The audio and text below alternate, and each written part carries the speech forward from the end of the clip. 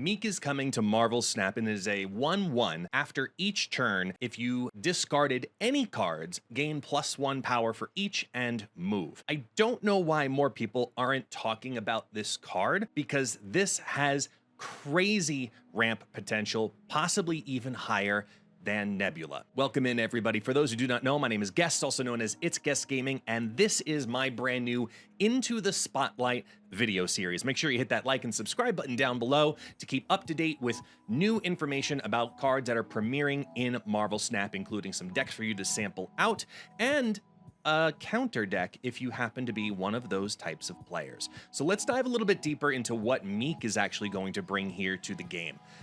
There's a couple of things that are really particular that we need to showcase about what Meek is going to do. Number one, this is not moving per card. The way it breaks down, and we had this confirmed as well, is that it will gain +1 power for every card that was discarded, but move then one time, and it will happen in that sequence. But there's a very specific piece in here too, which is after each turn. So that does mean end of game is incredibly important here, because there are some very common discard synergies that will not be applied to this card. For example, the lovely Invisible Woman. This is common for MODOK, so make sure if you're looking to include Meek that you are not looking to include Invisible Woman. That is important here because she is after the end of game. Therefore, the turn is over and a new phase has started. So Meek will not be gaining any power, nor will Meek be moving at that point either. So keep that in mind as you make your deck builds and we discuss some of the other mechanics. It also should note that Dark Dimension then will also have a very similar effect to Invisible Woman. For me, that kind of leads me to those lower fill the curve with discard synergies. You're looking at things like Swarm and Colleen Wing, even Apocalypse.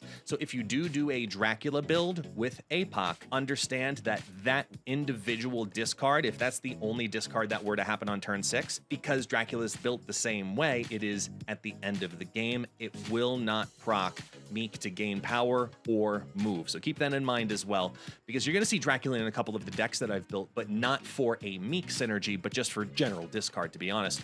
So the other end of this, which is when you're thinking about large amounts of discard, you think MODOK, right?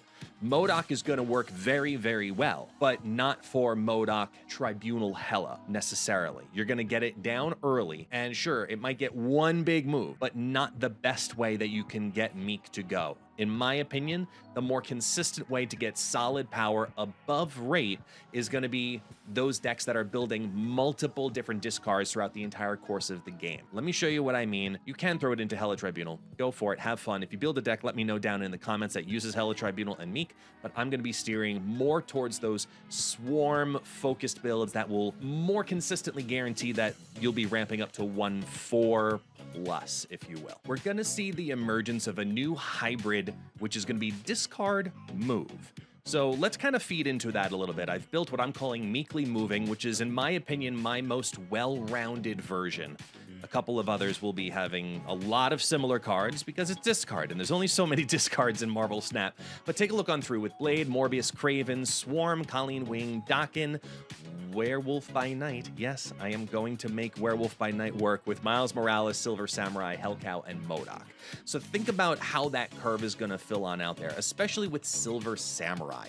You are looking, Silver Samurai, to be more of a control piece in this method. This is not the Kraken Null variation, which is Darkhawk and Iron Man, and we're going to get to a version similar to that later on, but this one's more about interruption of your opponent and trying to remove that depending on the meta that you're going up against. There is a lot of ongoing right now, so we do see some possibilities here with Silver Samurai being very successful. Dakin and Blade is always going to be a very successful combination for turn 4 to guarantee that Dakin to be up to 3/8, so a total of 4/11 automatically, or you can go ahead and just leave that Muramasa Shard in your hand for MODOK towards the very end of the game. But Miles Morales is a card I want to talk about because it's probably one of the best synergies with Meek, because now you've opened up essentially a free move for Miles to become a 1/5 by throwing him into discard packages, and a 1/5 is, just like Meek, really good rate. So keep an eye out for a lot of Miles Morales play in the next week because of how Meek is going to be moving around consistently. We can also ramp up a little bit differently by bringing back an old synergy with the Collector. The Collector Swarm was a very prominent synergy pre-Loki, but people kind of just forgot about it. So let's play into it by having multiple different ramp cards. I'm calling this one 4 ramps. You've got your Morbius, you've got your Collector in the adding cards to your hand ramp with Swarm and the Muramasa Shard and Moon Girl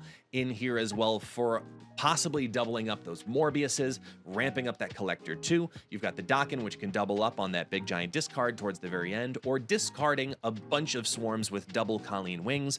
Either way, there's a lot of on-reveals in this deck, so I felt like Werewolf by Night also made a good appearance here where you can lock him down, and getting him to 4/8 with just 2 moves, because there is no 6-drop here. You are looking at bigger plays by having more movement on turn 6 with this style of deck. Lots of different ways that you can ramp up consistently, and there's only one Shadow King your opponent can play. So make sure that you're spreading that power out. Silk is there just to go all over the place and help with some lockdown against Werewolf by Night, so you can get double movement into Kraven as well. But if Classic Discard is more your speed, just go with Classic Discard. I mean, this is about as OG as it gets, minus MODOK. Sub in Hellcow. That's the OOG, but let's be honest, MODOK is better here. This is that reminder once again that Meek will not move with Dracula's proc after the end of game, but if you were to, let's say, MODOK, for example, on turn 6, it would count whatever MODOK cut out on turn 6, not the Dracula afterwards. So just keep that differentiation in mind. But I mean, it's a pretty straightforward discard list. Wolverine now remakes an appearance. Your Storm Dracula synergy is always inconsistent and great. Nebula also putting behind the Storm is going to be regularly there. And now with Storm, we have the ability to have Meek move into that lane as a possible win condition as well. So you could Storm, leave that lane alone, have Meek elsewhere, and fill another lane. That way you're helping to guarantee that Meek move to be in the correct spot by the very end of the game. So it could be a cheeky little way to sneak out some extra power and a little bit of a surprising win against your opponent. So lastly, we're coming to Meek Rider, which is more focused towards that Jund, Kraken Null build and variation, where Silver Samurai here is now focused specifically to try to hit Iron Man. But I didn't put another 0 power card in here at all.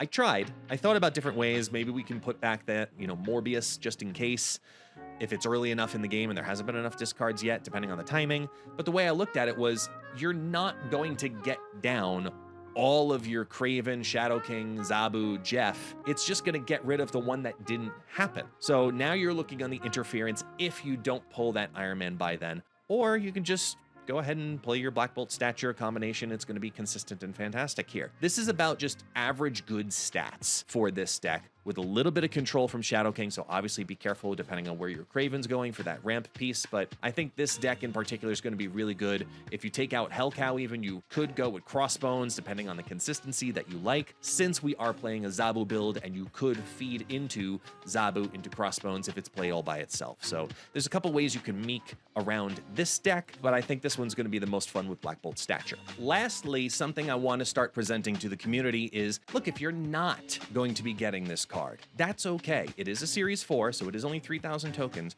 but if that's not something that you want to invest into or open your spotlights for, I think we're looking at a counter deck. So I'm going to start presenting counter decks as well, and the easiest way, in my opinion, is going to be Lockdown. So yes, it is just a straight up Annihilus clogging, controlling Professor X style lane, and the biggest reason is because you're trying to limit the amount of moves that you can do in the final 2 turns of the game, which is a lot of what Meek is kind of wanting to bank into, is those big pieces and moves. So by limiting that knowledge of, hey, my Professor X is down, or this lane is now clogged because I threw over there the Void, or whatever it may be, you're now looking at a more secure, consistent way to say, I know where your final pieces are going in this discard package, so you can make a better choice on if you're going to control them with the Goliath at the very end of the game and take the win that way, or understand that this is how it's going to move, because discard decks are generally pretty predictable on turn 6, and you have a better understanding because you've controlled that lane a little bit better should you run and save a couple of cubes in the process. So I'm going down with a Lockdown deck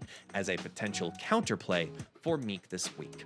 But all of these decks, you can go to untapped.gg and I will have the deck codes for every single one of the decks that we talked about in today's video right here for you, including my favorite, which was the Meekly Moving deck. Deck codes are down in the description below. I hope this gives you some insight on which direction you may want to go with Meek this week. So thank you so much for joining, watching, subscribing, and I will see you all next time.